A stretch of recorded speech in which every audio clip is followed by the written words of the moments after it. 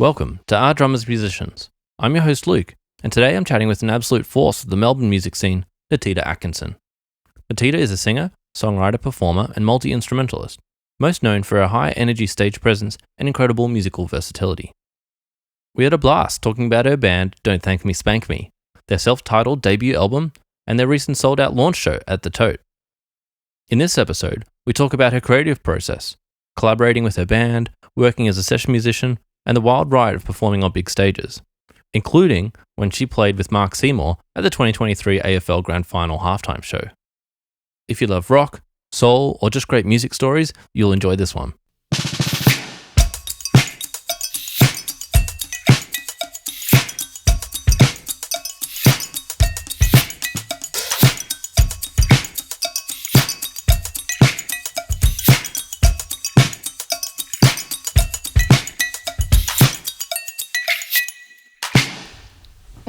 Okay, let's go. Woohoo! Well, sick. Welcome to the podcast, Nitida. Thank you so much, Luke. It is a pleasure to be here. It's so nice to see you doing so many different cool things. I feel like when I booked the podcast with you, I just seen you play at Shot Kickers, and the year before I saw you play at the halftime show, and I was like, oh yeah, I guess we'll chat about all the different things that you're doing as a session musician and as your own artist. But now the timing is you've just put out the self-titled Don't Thank Me, Spank Me album, and I feel like it just you're just doing so many different things. It's awesome. Yeah, it feels like I'm doing so many different things. Yeah, it's good. It's good. Yeah, the Don't Thank Me, Spank Me album is the freshest cab off the rank in my head at the moment. Well, this is episode number 50 of the podcast. Oh my God, congratulations to you. Oh, thank you. Well, thank you for being our 50th guest. All right. So listeners are in the future. Yeah. It's early 2025. Yeah. Things are happening. The album has got massive critical and positive audience acclaim. Yes. How does it feel to be a mega superstar? In the future. Yeah. It feels like destiny. It feels like we've always kind of thought we were famous or going to be getting there, and the way things are going, I don't know. We just love the songs so much and we believe in them so much, and then the fact that everyone else has got on board with that now that we're in 2025, it feels right, We've always thought we were going to be millionaires. So it feels good to have a couple of houses and be able to donate to charities and have a walk-in wardrobe and clean floors all the time. It'd be nice to get a little, selfie view by one of the pools in the backyard or something to put on to accompany this podcast. Yeah. To good. Really celebrate it. Oh yeah, I can listen back. Are you saying we're listening back on this? Yeah. Yeah.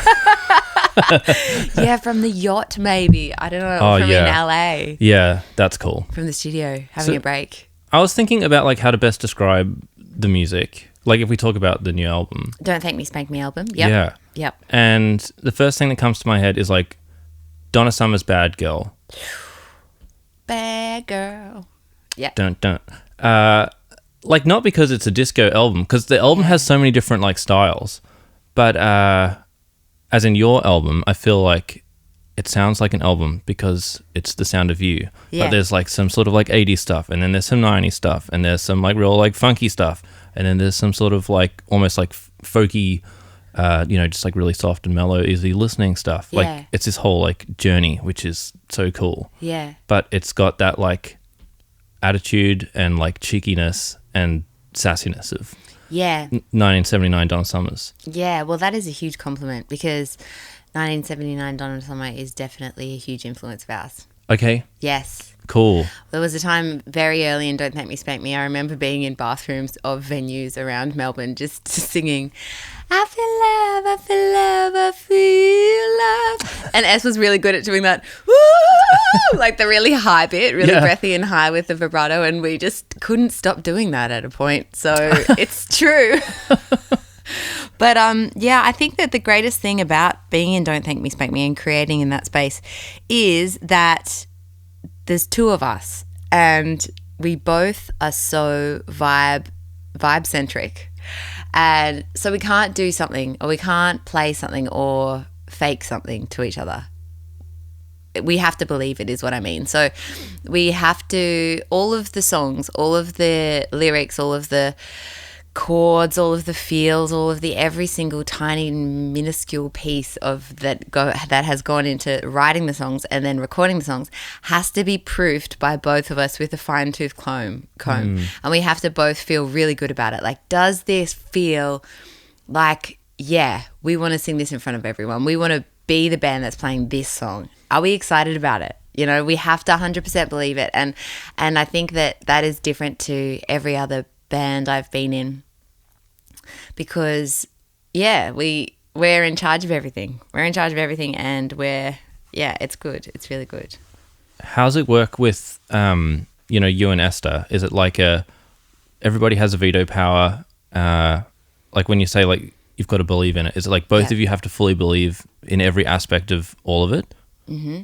Well, yes, but if someone else has written most of the song or come up with something that they truly believe in, we're best friends. So we're kind of like in this best friendship relationship where if someone really cares about something so much and you don't quite get it, but you know that they're really passionate about it, then you kind of have to allow yourself to be convinced open-heartedly. Okay. Yeah. So sometimes it's like, oh, definitely, of course, that is happening. And then sometimes it's like, yeah, I'm not really sure about that. And then if the other person's like, I'm really sure about it, come on, then there has to be a little convincing. And then we don't often get stuck.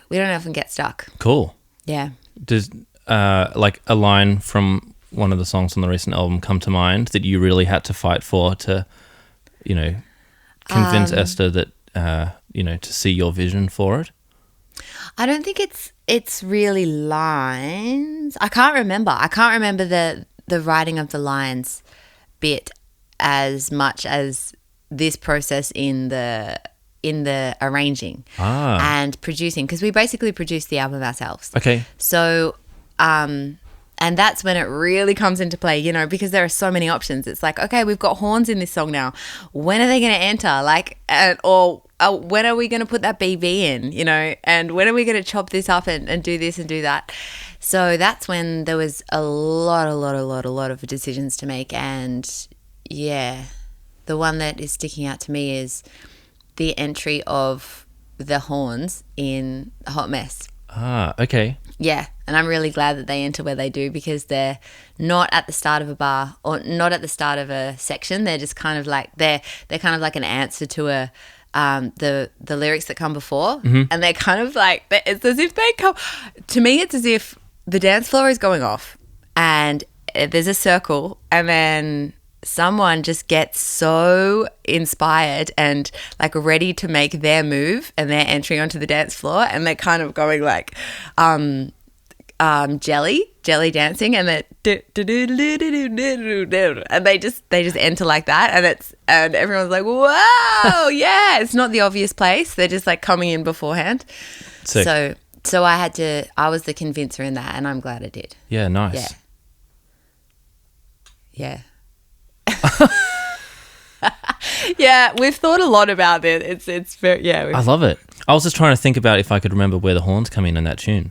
There's a lot of choruses at the end, and there's a lot of songs bits in it, instruments, and yeah, we did a lot of overdubs. We went crazy. Did you enjoy that? Yeah, so much. The only thing that proved difficult was the fact that it was the old lucky day lockdown, and we weren't able to communicate with each other in the space. Yes. So, which is really hard for us, because as I said, there's a lot of unspoken kind of communication with us as best friends, and just vibe. I can't say it better than vibe. I think when you can tell. Yeah. Anyway, it was emails. It was all emails, and sometimes FaceTime. But it was a drag, and it was hard to keep the momentum flowing and keep the vibe up. And Yeah, we're never going to do it like that again. But we did it, and we're so proud of ourselves because it was just like Est worked on a song and then sent me all of the new bits that she did, and I put it on or something, and then I wrote through all of my notes what I think she should change, and it was just a tedious process. Yeah, because it is really half and half, and we both really do have to sit nicely with everything and feel like we've contributed and that we're happy with it. Yeah, what a tough process, but massive accomplishment to get it done. Yeah, it was. And that's why it's just really, the payoff is so huge right now. Like when we did the gig at the Tote, the sold out gig at the Tote. Just being on stage with a little sea of people in front of us who a lot of them we hadn't met before because it sold out earlier than our friends bought tickets, because a lot of our friends are unorganised like us, or last minute kind of people, and just didn't think it, like, you don't necessarily buy a ticket to a show until it's the night, but it was a lot of our beautiful friends missed out. But that meant a lot of people that we had yet to meet were there, and they were singing the words of our songs. Wow. And knew how it went, and knew like the bits that happened and stuff, which was so crazy. It was so good. Yeah. What an experience. Yeah. Had you had anything like that before for your own music, having an audience, come excited and singing along? The only other time, 2 times I can remember. One, the first time was at Ninch Fest at Mornington Peninsula, St Andrews Beach there, which was such a beautiful festival. Shout out to anyone who organises that, our mates at the Ninch. And they went crazy for Habitual, our first song, and that was all fresh in the game. So was that the first single? Yeah, that was the first single, and it came out before lockdown and everything, and it came out before we'd recorded the beds of the rest of the album. Okay. Yeah. So, it was very cool. And then it happened again. We were just like, what? How do you know our song? Oh, wow. And then just got freaked out. And then it also happened to that song another time in a festival in regional Victoria somewhere. Cool. Can't remember exactly the name of the festival right now, but it was kind of cowboy themed. Oh. Yeah. What is it? Oh, I don't know. Can't remember. Not worth it. Not worth me sifting through my brain right now about that. But it was a cool festival, and it was in a big pub, and we were in the front kind of bar area. Everyone was on the ground except for the drums, and people knew the words of Habitual, and they were all so hyped up, and it was just very overwhelming. Yeah. So how does it go from one single, people know the song, to a full album? Were you working on recording songs that you'd already done from live sets that you'd prepared, or was it a new creative process to put the album together? It was, so when we first recorded Habitual, it was before we'd really done very many gigs, really. We started off with acoustic nylon string guitar and violin and cowbell. And then we moved on. We both got both got Fender Axes, and then started playing with beats on my phone. I made beats on Funkbox. I'm not sure if I don't know Funkbox. I'm such a Funkbox advocate. What is Funkbox? And I keep on talking to everyone like it's a big, like everyone knows it. Funkbox is a program that is an app on a phone. Yeah. That has a lot of different drum machines in it. Oh. And you just flick to the next drum machine and then make a sequence. Do you program it, or does it? Okay, so it's not like giving you the beat like Logic Studio or something. No, you make your own beat into it. Cool. And you can make tempo and swing and everything, and sound, and it's really cool to listen to it on a big sound system after you've just been listening to it on your phone, and it's like the 808 is like, it's like, whoa! Yeah, that was fun. But yes, we went into the studio with Henry Jenkins and Hudson Whitlock and Micah Wallace and Esther Henderson and myself. And the idea was to record all the songs. And that was before we knew about lockdown coming up. But we first of all did the beds, and we got that done. But in doing the beds, a lot of these songs we hadn't played live before. So we could play our instruments, but I didn't know how to use guitar pedals that well. And everything was kind of just kind of thought out on the spot. Mm-hmm. And it was raw, and we played some songs. We had never played with drums before either. Wow. So some songs were with Hudson, some songs with Micah, and Micah plays with us mostly now for every gig. And I think we've played, I don't know how many gigs we've played since then with real drums or together. We know our songs now. So the next album is going to be a breeze. We're so looking forward to it. But we just recorded everything and then talked so much to beautiful, kind Henry Jenkins, who is such a lovely guy to work with in the studio, and said, hey, Henry, maybe we could slow this one down, or maybe we could fast this one up, or maybe we could cut this here and cut that there. And he just, it was the same process that I was talking about before with Esther and I and the emails. And yeah, Henry was just on the receiving end of us popping off with the ideas of getting everything just how we wanted it. And he did. He just did everything that we wanted and everything that we said so well. And yeah. And then when we were happy with the beds and the structure of everything, then we just went along our own way and put all the overdubs in. Cool. All the violins, all the guitar parts, all the backing vocals, all the extra percussion bits. And then we recorded lead vocals with Jules Pascoe in Brunswick. Nice. Studio in Brunswick, which was great. How much of the live show versus studio creation and overdubs and layers, do you like? Do you enjoy the 50-50 of I'd like to spend more time doing the studio just as much as the live show, or do you prefer, having the audience interaction and the live performance of your tunes? I have to say that it's really both, because probably my favorite thing is performing. I love performing. I love interacting with the audience. I love I love it all.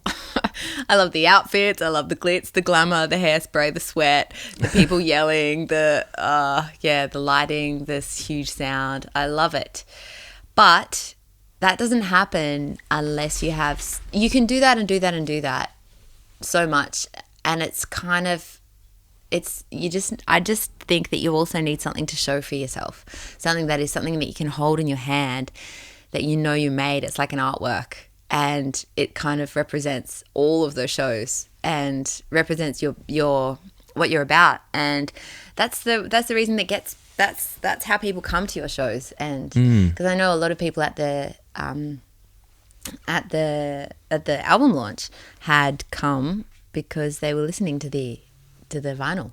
And they knew the bits that we'd never, for example, we played a song, Dance, which is such a beautiful love song about, wanting to dance with someone who you've got the hots for, but they just don't really like dancing and you're trying to get them to dance with you. And and it's so beautiful and sweet. And we hardly ever play it live because it's kind of too, we often don't feel like it fits because it's kind of slow and romantic and we want to fang it live. But we did it at the launch and so many people knew it and it was just gorgeous. Yeah. So, and we wouldn't have, So I think that's definitely a combination of having things recorded and playing them live. I'm just going to adjust your microphone slightly. Oh, yeah. Because it's a little bit droopy. Is it going down? Yeah, I didn't even realize. No. I didn't even have my eyes on the prize there. No, that's... I'll be checking it from now on. That's my role as, producer and host, I suppose. Yeah. Where did the, you mentioned all the different aspects of the live show beyond just the music. And some musicians really get into that, and some like absolutely move as far away from it as possible, and they're like, I just want to stand in the corner with no lights on me and play my guitar wearing just all black. Yes. Where did like your passion for putting on like the spectacle of a live show come from?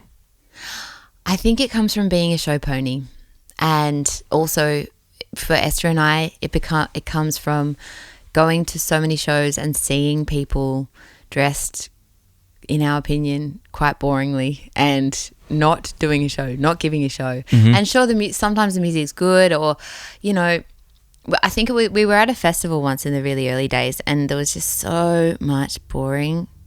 Can I swear on this? So much boring shit. And we were like, God damn it, what we just want some glitter and some glam and someone to believe in what they're doing and just like wholeheartedly go into it face first, full frontal, just, you know, just something that we wanted to see. And I feel like I always feel like I owe that to the people in the audience for being there, because you can see, you know, when you're listening to a record, it's like, yeah, you can listen to something, but when you've actually made the effort to be at the pub or be at the festival or whatever, I want to give people something that they can really take home and really kind of change their life just for that moment. Just change something, you know, something exciting, something that I would like to see.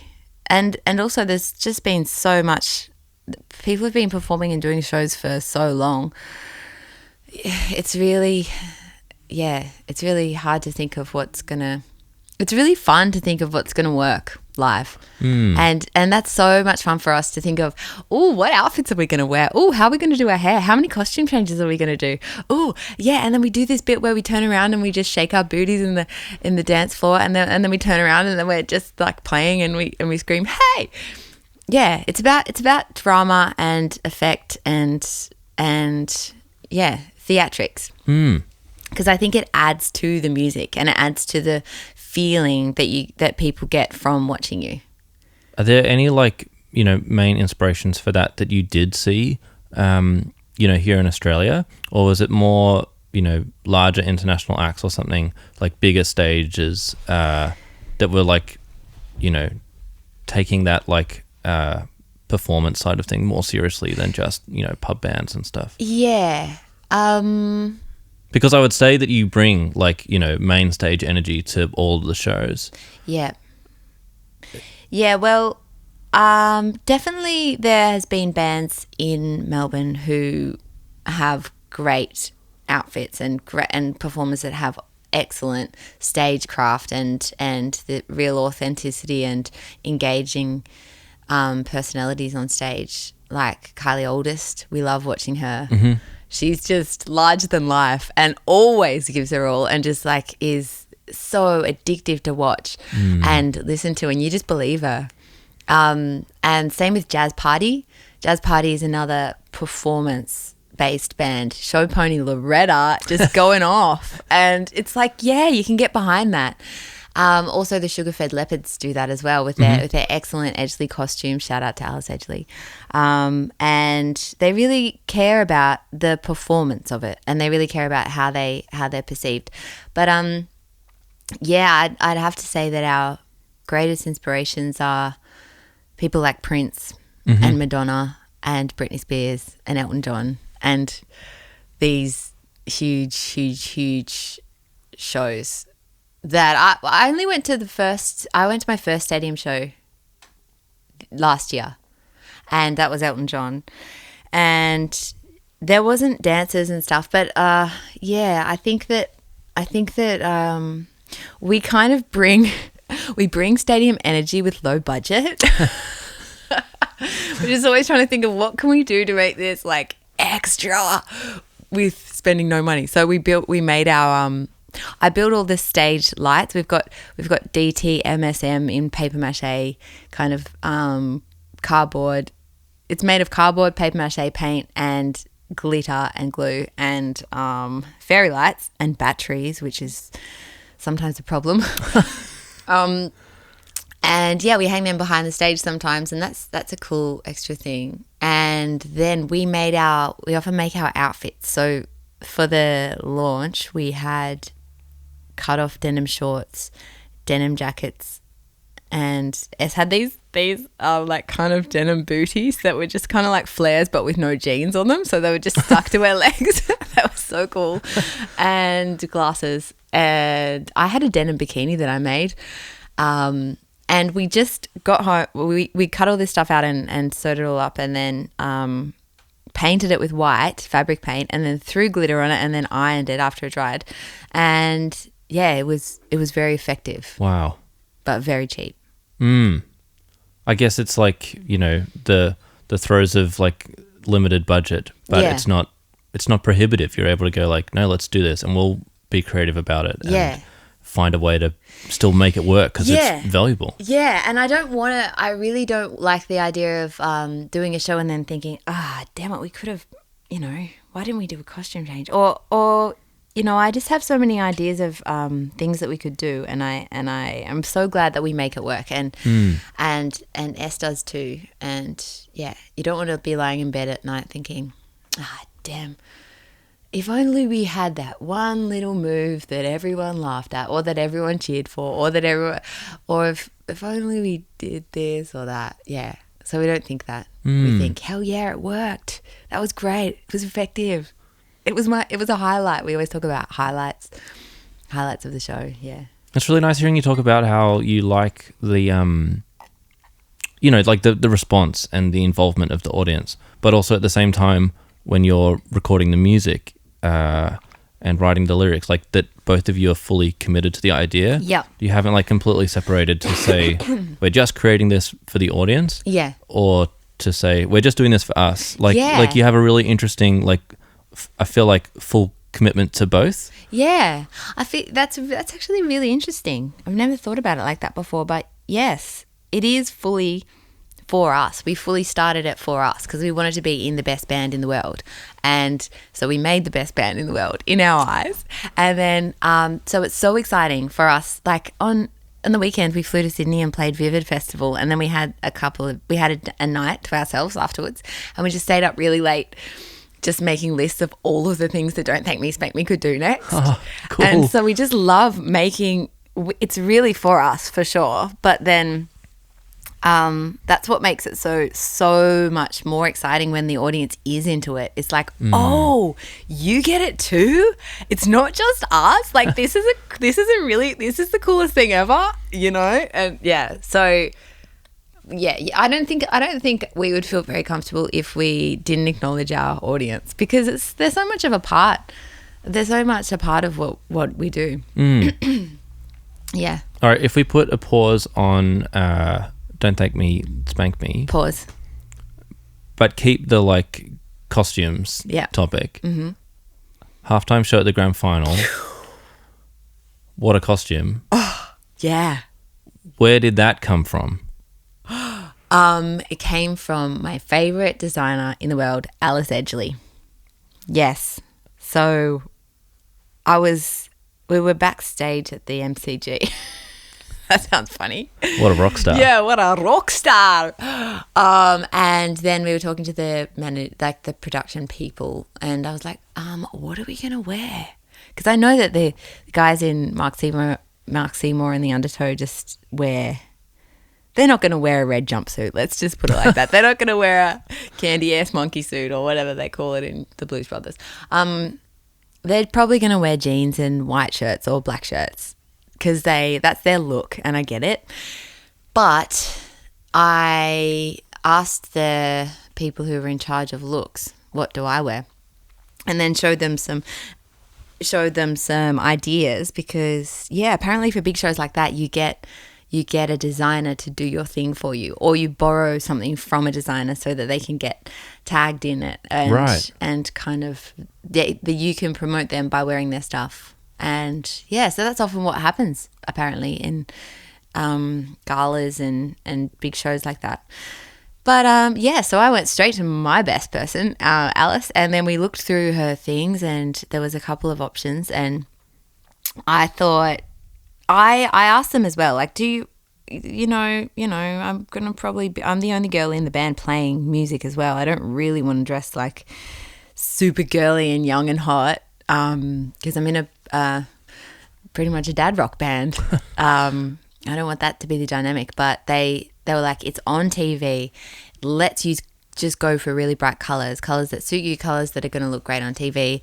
And so, yeah, we tried on a couple of things, and a few things were too sexy and too lacy.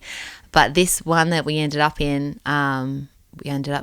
Alice had the material for, I think she created a wedding dress for someone in it, but the pattern that she uses for a lot of her catsuits, and yeah, it was Sharon Red for sure. Wow. Yeah.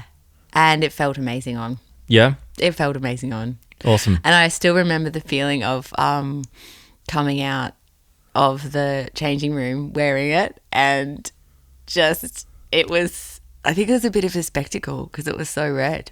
Yeah. And I was like, oh my God, I feel amazing. What am I wearing? And people were looking at me, and yeah, Gene Simmons was looking at me, and he actually was a bit of a flirt. Oh. Yeah. He looked over when I came out with my red jumpsuit on and was kind of just making eyes at me like, ooh, pointing at me. And then I was like, what the hell? And then he just made some gestures and then showed me his ass. Oh. Turned around and showed me his butt. Okay, I didn't expect that. Yeah, me neither. How do you go dealing with stuff like that? Especially when, like, you're the only female musician in your band, and Kiss doesn't have anyone, and you're also, like, a couple generations younger than, say, like Mark Seymour at least. Yeah, well... And all the Kiss guys too. Like, yeah.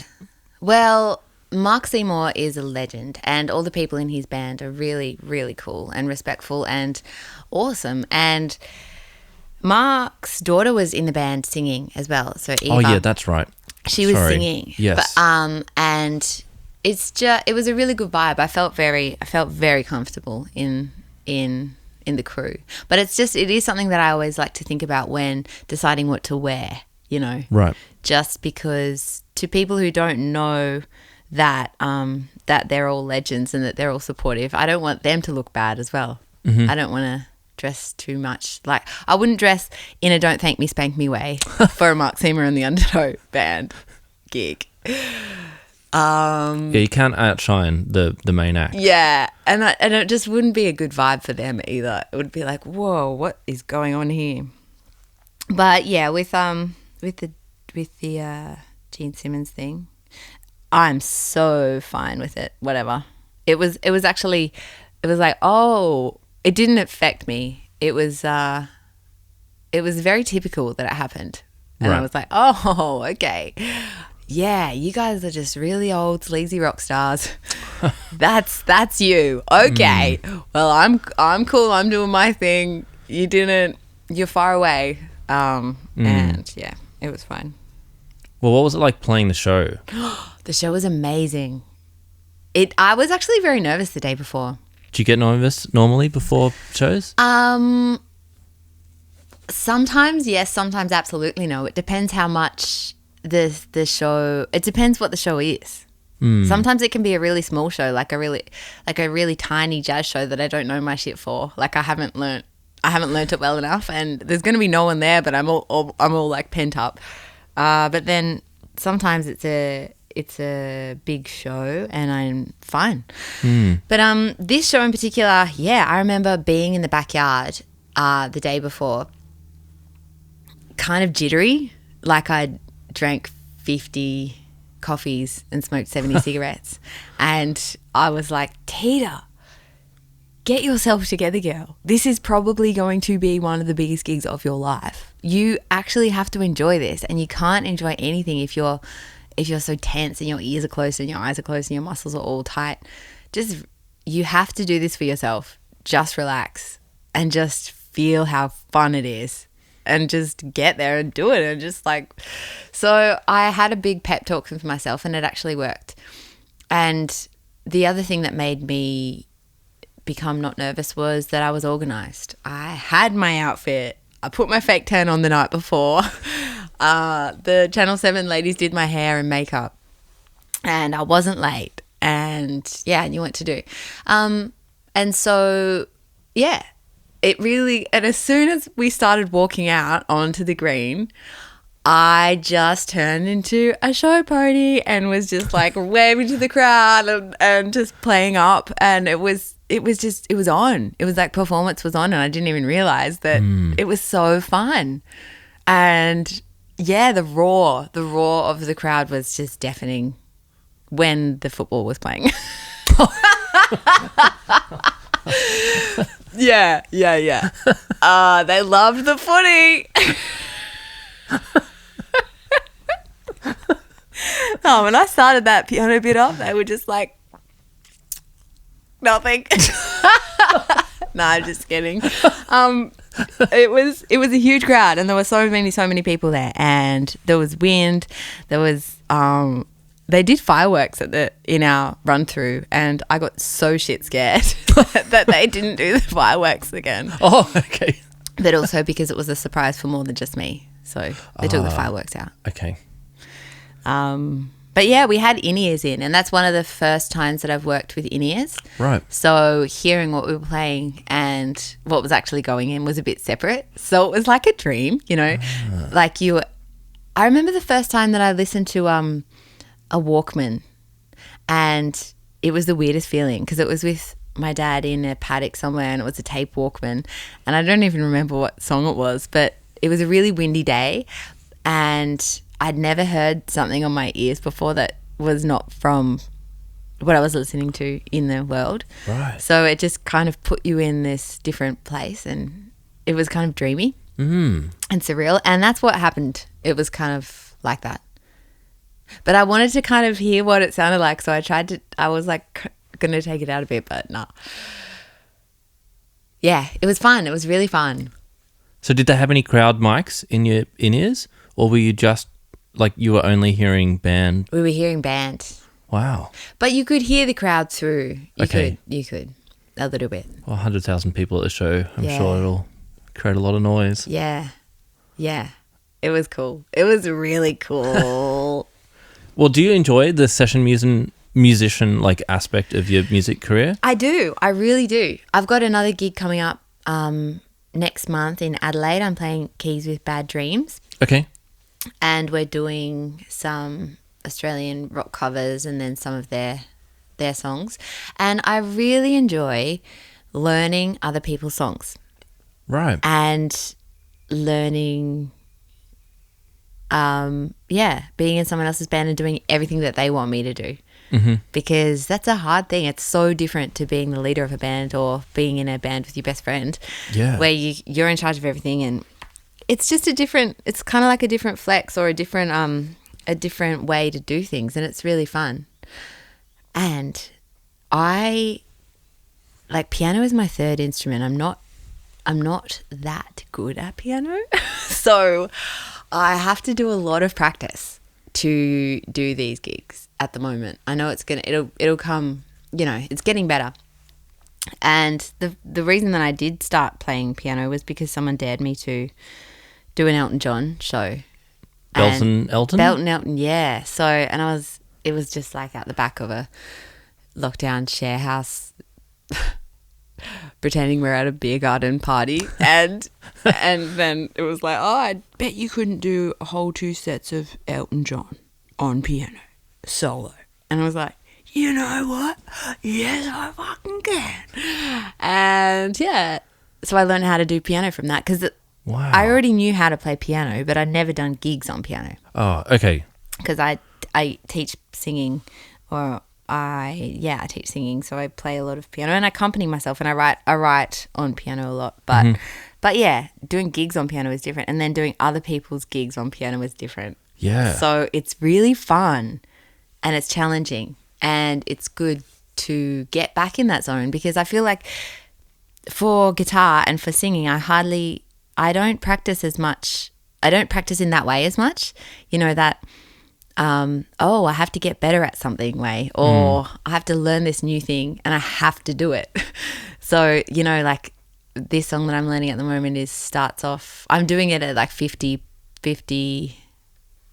of the time. Mm-hmm. So it's really slow, and I couldn't find the sheet music of it. So I just have been listening to it really slow and working out how it goes. And yeah, I'm having faith that it will be at 100%. Well, you're clearly very talented because you're able to pull it off. Thank you. And it's well deserved because it comes from, all these years of hard work. Like, yeah, when you said that you learnt piano just for that, I was like, that's insane. But you're like, no, I could play piano to teach and accompany myself and stuff. So you've been putting in the hard work in your music stuff for years and years and years. Like, it's just, okay, you're expanding it to a different instrument. But yeah, it's fun. It's fun to do. But the Belton Elton show was so rough. It was so rough. It sounded like a piano bar kind of vibe, though. Yeah, it was a piano bar kind of vibe. And which is meant to be a bit rough and tumble and sing along and rowdy. It's really rough. Anyone who knows it's rough. It was even rougher. But yeah, it's great because everyone just sings along and everyone knows the words. Yeah. And we can carry it without piano actually the whole time. So anything I do play on piano is a bonus. That is part of the fun, though, of those gigs. Like, we're not all coming to, sit down and, really just, quietly listen deeply to, the piano licks of a piano bar gig. It's like, no, we're coming to sing along John Elton songs. Yeah, exactly. And this particular show is built off mistakes and falling off the rails because it kind of disarms everyone and makes them feel like, oh, it's okay to make mistakes. It's okay to fuck up royally all the time, so they can just sing really loud. And I think it encourages people to give it a go. Yeah.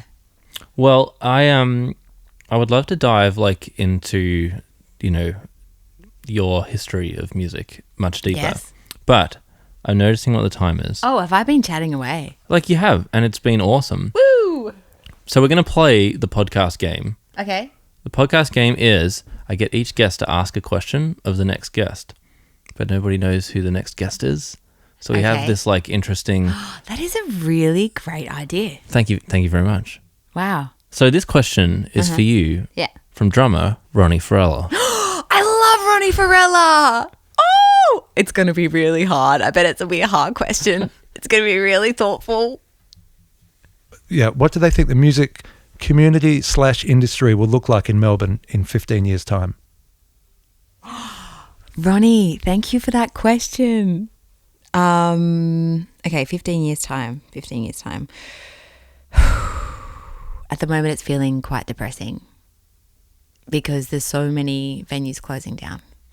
And I know it's harder to work and get money as a full-time musician. And it seems to be getting worse and worse. And that sounds very pessimistic of me.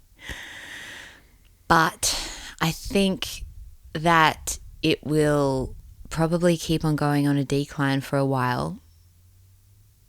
Places like Open Studio closing is just such a red flag. It's like, what is going on here? Why is this happening? I think that there's probably there has to be a change. Change actually has to come. And I think it is going to come from the strength of the community staying together and playing and wanting to make music and wanting to contribute in the way that they do to make the world that they do.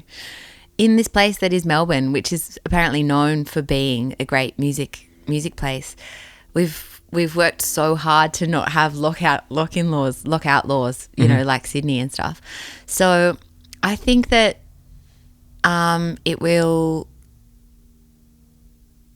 get a little bit worse, but then there's going to be a change, and then everyone's going to really appreciate what we have, and everyone is going to get paid heaps. We're all going to go on a salary.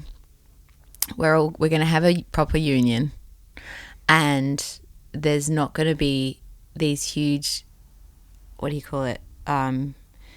Insurance things, insurance waivers or whatever they're called for local venues and stuff. And there's going to probably be a lot more speakeasies, pop-up bars in other places, which, and the Tote is still going to be going, and the old bar is still going to be going, and a lot of other places like that.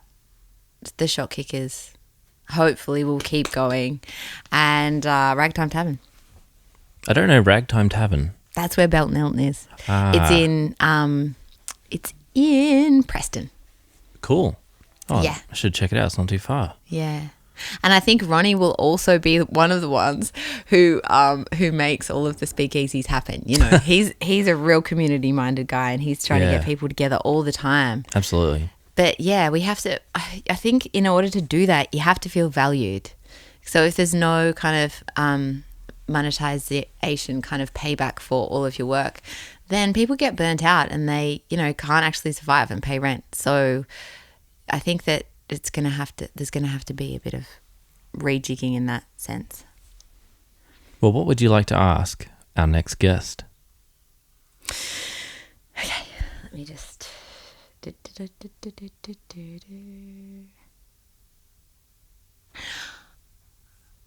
Okay, dear next guest, if you could have any kind of stage production you want in the whole world, what would your show look like? What would your opening show, what would your opening song look like, and what would your outfit look like, and where would it be, and what would be with you on stage? That's an awesome question. Thank you. We've spoken so much about, Don't Thank Me, Spank Me. Yeah. And like touched on a bit of the session stuff. Yeah. But could you answer that question about you? Like, do you see a future of the Nitida yourself act? I see a future of it as I'm never going to stop writing songs, and I'm never going to stop playing songs. I don't have a very clear vision of what it looks like and I have a clear vision of what it feels like, but it's not aesthetically set like Don't Thank Me, Spank Me is, because I'm not bouncing against someone else, making that parameter nice and small and nice and readable. Mm-hmm. So yeah, it could be a whole lot of different things, but I'm really happy for it to be a whole lot of different things. Yeah, cool. Want to have different eras, different phases. Mate, I'm just so excited to record the songs that I have right now. But I've got them recorded in like electronic form, and then I've got them recorded as solo form on guitar. I've got them recorded as solo form on piano. So they sound so different in different, like the production thing is kind of confusing to me, because I really know songs and how to write songs and how they feel. Mm-hmm. But if you play a song on GarageBand or Funkbox and then you play it, and then you just play it on guitar or with a band, it sounds so different. So yeah, I don't really mind about the aesthetic of my own stuff at the moment. I just want to do it, and I just want to keep on writing. I love the process of writing and playing with other people. But yeah, it doesn't have the aesthetic drive like Don't Thank Me, Spank Me does. Yeah, sure. Where do you feel it going musically? Like, will you put out an album, or you keep? Yeah. Yeah, I think so. I've got about 2 albums worth of songs ready to go, written that I'm excited about. But it's the same as so many people who write their own stuff. It's like, I'm not sure how to do this. I'm not sure which way to take it. It could go this way or that way or this way.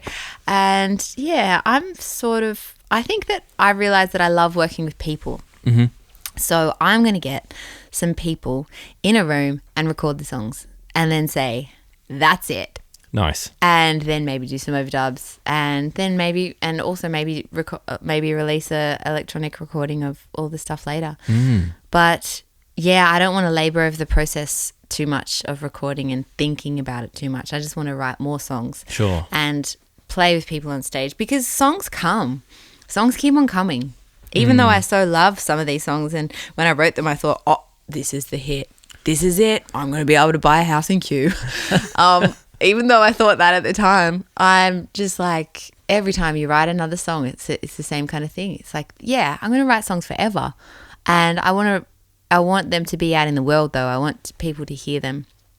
So I'm just going to get them out there anyway, shape or form, and then do it again, and then do it again, and then do it again.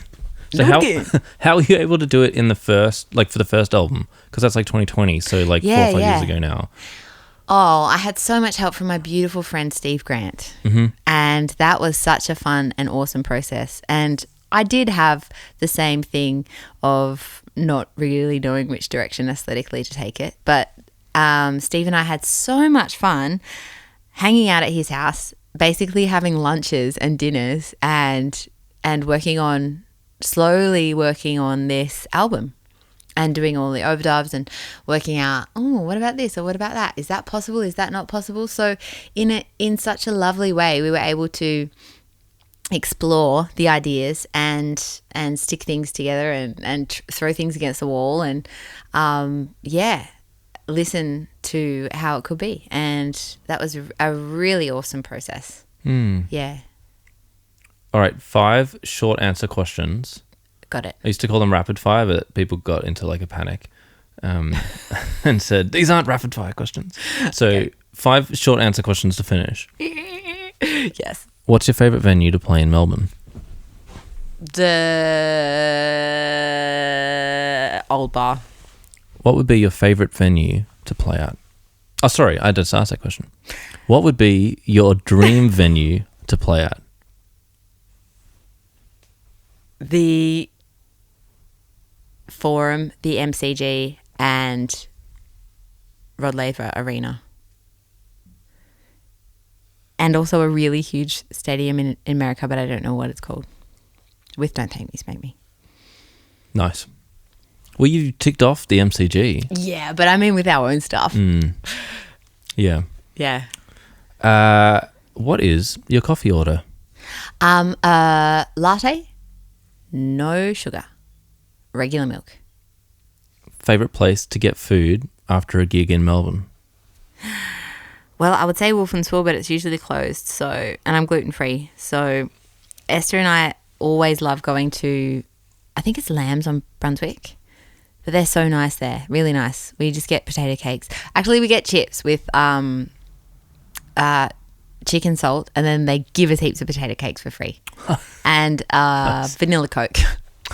Yeah. Cool. They've got them. They got them still. All right, final question. What is one piece of advice that you would give to your younger self?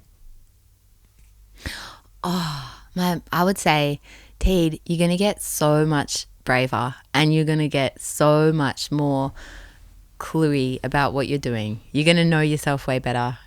Don't worry. Just keep on doing what you're doing and back yourself because you're really great and you're super cute, girl. That's awesome.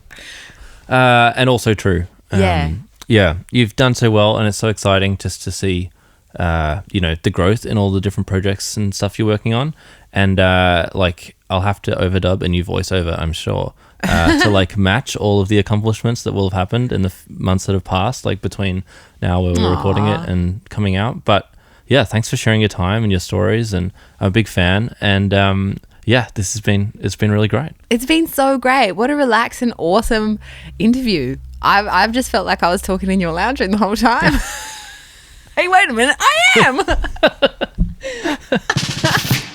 Thanks for joining us on Our Drummers Musicians. I hope you enjoyed diving into the world of another musician as much as I did. Help us grow by leaving a review and sharing the podcast with your friends, family, favorite artist, or anyone else who might enjoy it. For more info and updates, visit ourdrummersmusicians.com. See you next time.